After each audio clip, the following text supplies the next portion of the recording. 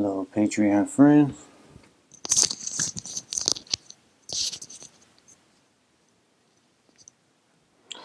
Hello, Patreon friends, and I'm just taking a few minutes here to go back.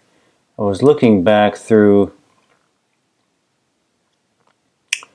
my YouTube videos, going back several years. Every once in a while, I'll just look through the titles of them and look for something interesting to revisit, because so many of them are exploratory. So on my YouTube page, what you'll find are operational sessions. There are some interview stuff, and a lot of exploratory stuff. A lot. I'd say probably half. Probably half the videos are my exploratory work, because remote viewing is my remote viewing instructor, my remote viewing teacher is the process itself. So, and I don't want to sound egotistical or anything like that, because there are great teachers out there. There are some really good teachers out there of remote viewing. But to get the answers that I've always wanted to get, and to even perceive the questions that I want to ask, I have had to delve completely into the process of what is happening when an actual remote viewing is taking place. And I just couldn't find, for whatever reason, anyone that, well, I want to say I couldn't find anyone who had the answers to the kind of questions that I had. I mean, real answers. And it wasn't until much later on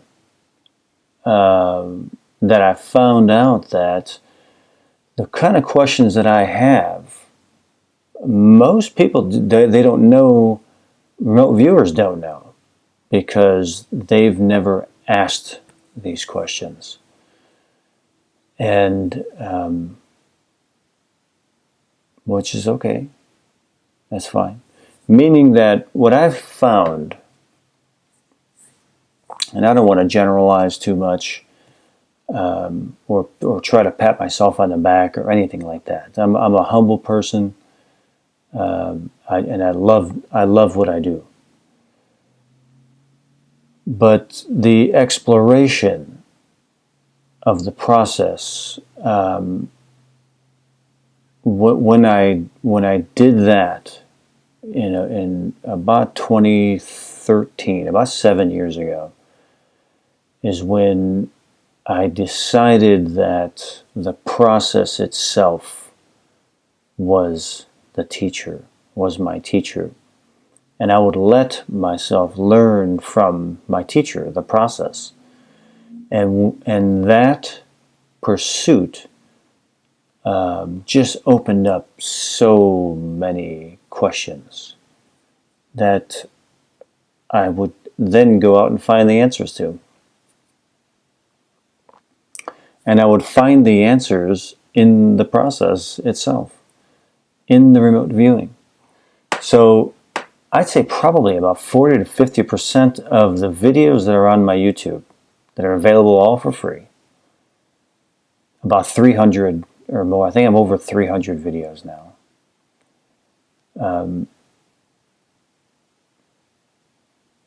those are real pursuits. That is as honest as it gets right there. Because the targets that I work in these videos, I get all from an online database, totally blind to the target. There's no human being in between me and that target. Somebody loaded it. They don't know I'm going to it. It's just me and a target reference number and a link that I click when I'm done, and there's my target. There's no one else involved. So there's no elements of telepathy or nothing involved. It's just me and the process. And the target, the relationship that I developed with targets was that the only importance that that target had was to illuminate specific mental processes that target as an input coming into my brain or through my glial cells or my nervous system,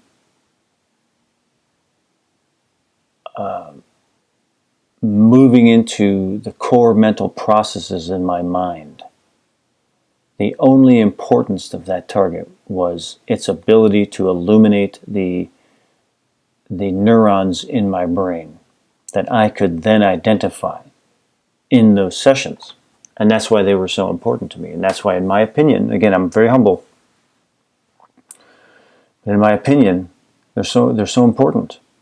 They're very important to me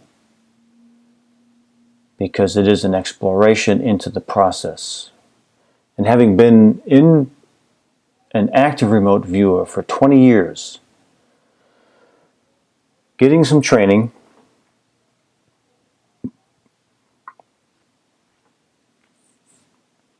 not very much, by the way, listening to teachers with very canned answers. And again, I don't want to insult any of the teachers out there, but they were very canned answers. And what I realized that people just didn't know. They didn't know. They would use words like unconscious mind, subconscious mind, this and that. But I began to realize that even though they were the ones saying it, and they were in this position, of teacher, and if I accepted that teacher, I accepted that role as student. And I realized that the questions that I had, they didn't have the answers to. So I wasn't a student. They weren't the teacher. The process became my teacher. The process of remote viewing. The process, and what does that mean? Remote viewing is a term. It's a term that we use to label this process, this activity that some of us thoroughly enjoy doing. But what is remote viewing? Remote viewing is the activity of perceiving remote locations in time and space. That's kind of a generic term. That's a generic term. But it's also the process of experiencing inputs that come into our body, they come into our brain, they move through the core mental processes in our brain, and our brain then translates them. This is what I came to after all of these years, many years of exploration with the process as my teacher, was that the input exists in an as of yet unknown state. Now, when I say input, I mean the target, the past, future, wherever. It exists in a state that is as of yet unknown. I will make that claim. A state that is as of yet unknown. Deep in the core of our perceptual processing mechanisms, we have a mechanism that has the ability to access those points in time and space in whatever state they exist in, acquire them, and bring them through into our awareness. But to get through to that awareness, it has to go through a mind field. Just like a minefield at war, when you got to walk across that field and man, it's something might blow up. You just might step on a mine and blow your leg off. That input has to go through our mind field. And there's all kinds of things in there. There's judgments and beliefs. There's insecurities. There's memory comparators. There's all kinds of things that can get in the way of that input as the process way below the threshold of our awareness has acquired that input in whatever state that it exists in. I will say it's an as of yet unknown state, and I fully believe there is not one human being on this planet who could tell me what state that is. And I'm fine with that. The process will tell me what state it's in. And convert that state into language and image forms and patterns that I can process and understand.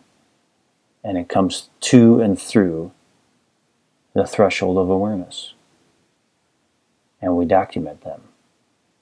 That's what I've found through exploring the process that we love to call remote viewing. Those things, when you go to a teacher, they'll usually teach you techniques, structures. They'll give you theories and philosophies. They'll show you some of their successes. But can they truly tell you exactly what happened while they were having that success? I found that answer to be no. And I was okay with that. I was totally, I'm still okay with that. I'm totally okay with that.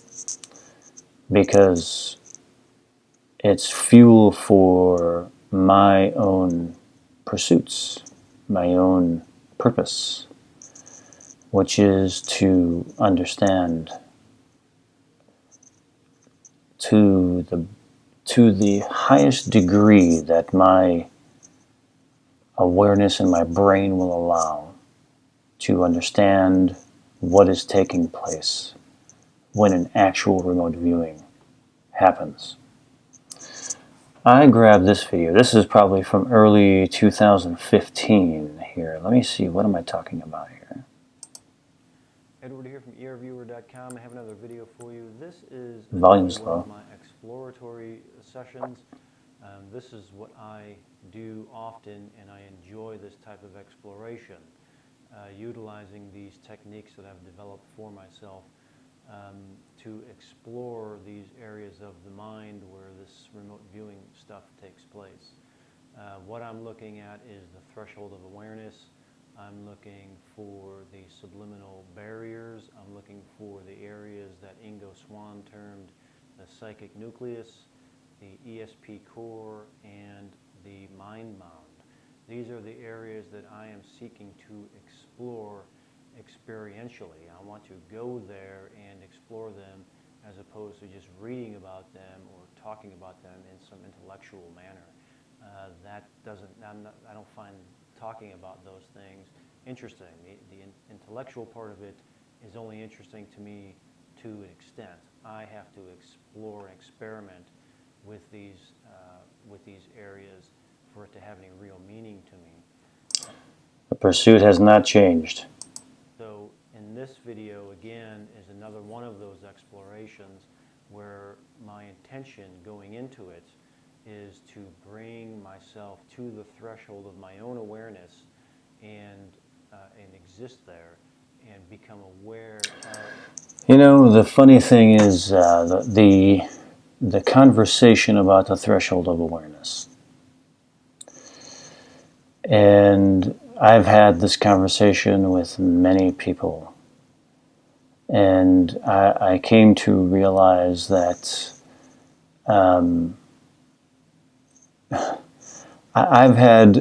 I have had so many people tell me that there is no threshold of awareness, that there's just awareness. I need to open myself up.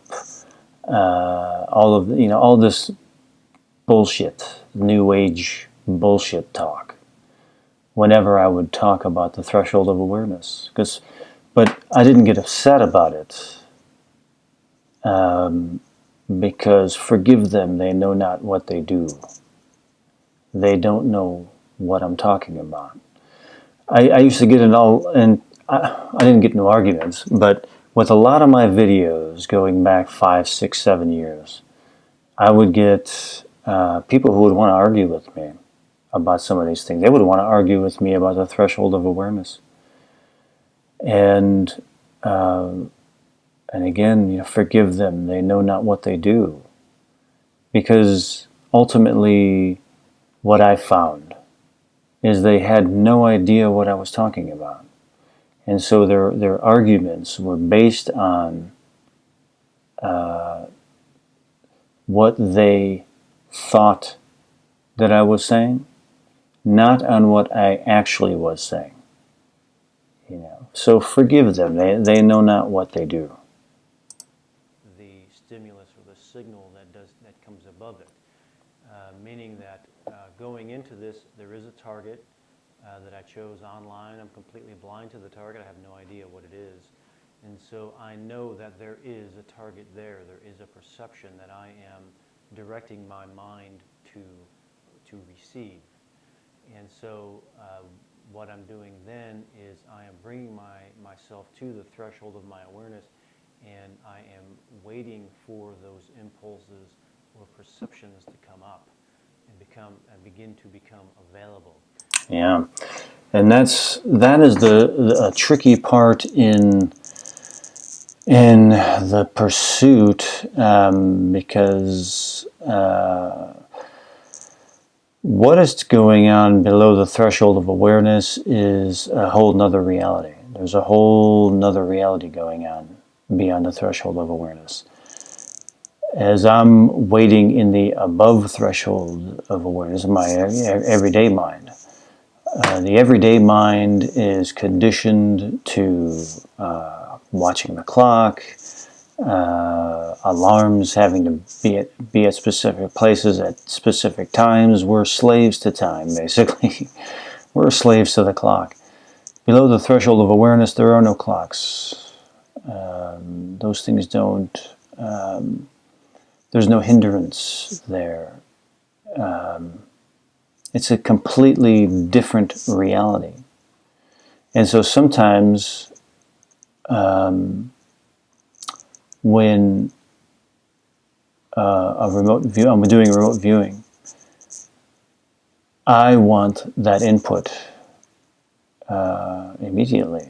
And sometimes it takes, it could be getting clogged up somewhere down below the threshold, below the threshold of awareness. It could be getting clogged up inside of a mental process. It could be getting processed through an emotional stimulator, or it could be getting processed in its dimensional sensations. And so patience became a serious virtue. What I'm also exploring as well, and this is again my own personal experience, but specific types of emotions that tend to be intertwined with these perceptions. And when they are real perceptions, they tend to be intertwined with specific types of emotions for me. One of them being curiosity and an intense level of interest, meaning that some perception comes above the threshold of my awareness, and infused in that, I can find an intense level of curiosity begins to unfold itself in my own being. Now, in the CRV process, there is a part of the protocol called the AI, or the aesthetic impact, where the viewer is reacting emotionally to the target site itself. This is not what I'm talking about here. What I'm talking about is that below my subliminal barrier, where I have a range of emotions that I move within, down in that level, I find perceptions to be very interesting, and am intensely curious about them, meaning I want to know more about them. I want to understand the nature of them. So when the perception comes up and it's intertwined with emotions of curiosity or fascination, that is an indicator to me that a real extrasensory experience is taking place. And I'm not just making stuff up in my own mind. And that is, again, something I could not find. I had to learn that myself. Couldn't find anybody to teach me that. What is this target here? This is an old whiteboard session. This was this. What's going on here? Oh, that sound is terrible. curved around thing. But I'm getting this that it's at least part. See that spot? That's from the cupping. We do cups like it's part of acupuncture. You take these glass cups, they're little glass cups, and you put flame inside there, and it burns out all the oxygen. You put it on the skin, and it creates a suction vacuum, and it pulls blood into areas that are a little painful. That's what that is. That one was really high, but I'm sure I felt much better from that. Natural like nature. What's going on here? Okay, I'm getting this curved building. And curving. There's my dimensional sensation right there. That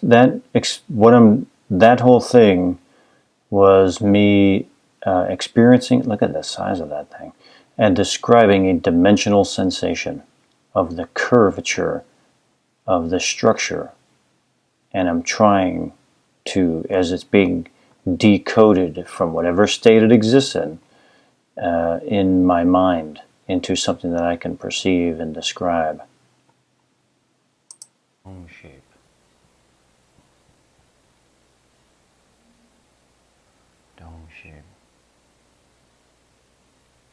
Wow, that sound was really terrible. There's something at the top I'm drawn to. I forget what stadium this was. Okay, something up. More dimensional sensations. At the top. I'm still getting these images in my mind, like there's some kind of grid or something on the ceiling up there, but it's real close to the AOL. What else? This is from 2015. In the depths. I feel like grassy over here. In the depths of the pursuit of the process, which is never ending. But that's it. Just a little look at that one there, old one. I got so many more down here, 2014, 13. So many sessions, so many videos. Well, there's a face. Okay. So that's about it for this video. Some thoughts on the previous one, the coronavirus and all that. Somebody had left a message or a comment on that last video, not here on Patreon, on YouTube. that it was sacrificing, what were the words? Basically condemning me and condemning crypto viewing for because we charge for our content, and you know, we're of spirit, it should be free, and all, and that whole thing. And I'm very familiar with that philosophy from being around the New Age people back in the '90s, and that was the whole thing. Is you got to be spiritual, everything's got to be for free, and all that kind of stuff. But the reality of it is, nothing's for free. Nothing's for free. I put up hundreds and hundreds of free videos, but they weren't free to me. I had to pay for the internet, I had to pay for my computer, and nothing was for free. And so we put a lot of time and energy and effort and years of sacrifice to do what we do. That's the bottom line. Me, Dick Allgaier, Daz Smith, decades of sacrifice for free, for nothing. We didn't get paid nothing. It's like working for free for decades. Very few people will do that. Well, we did it. We do ask to be compensated in some way for what we do, and I don't feel bad about that. So anyway, I just wanted to comment on that because I just read that comment a little while ago, and it's on my mind. But that's about it for this one. Just kind of going over some of these old things, you know, where I'm in the midst, because I'm always with crypto viewing. We do a lot of targets, we do a lot of work, a lot of remote viewing. After those, I have to recalibrate. I have to get back to the process, my pursuit of the process, so I don't get carried away with targets. I have to get back to the process itself. This is where, this is my expression right here, is in the pursuit, exploration, experience of, and explanation of the process that is taking place that we call remote viewing. And I will continue that until I can't do it anymore. So that's it for this video. Many more to come. Thanks so much for being a subscriber, and I hope everybody is safe and well.